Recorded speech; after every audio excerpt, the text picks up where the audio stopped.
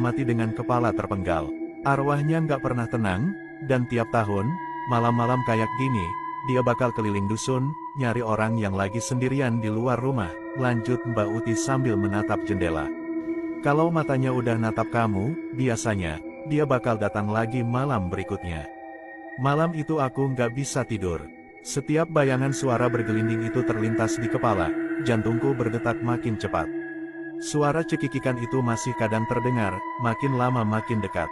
Besoknya, aku tanya ke tetangga-tetangga. Rata-rata mereka tahu soal legenda Gundul Pringis. Makhluk itu suka menyamar jadi kelapa jatuh, kata Pak Seno, tetangga sebelah. Banyak yang dulu ambil kelapa di jalan, ternyata pas diangkat, matanya melek. Aku mulai sadar, suara kelapa jatuh semalam itu bukan kebetulan. Dan masalahnya, dia sudah melihat aku. 3 malam setelah kejadian itu, teror kembali datang. Jam 2 dini hari, aku terbangun. Suara, cekikikikikik, terdengar jelas dari bawah jendela kamarku.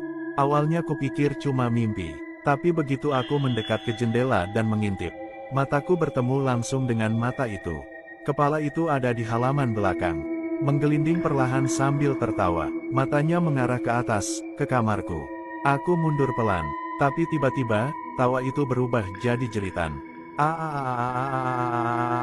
Hahaha. Jeritan perempuan, tapi, dari kepala itu, telingaku berdengung. Mbak Uti langsung masuk ke kamarku sambil bawa segenggam garam dan air kelor.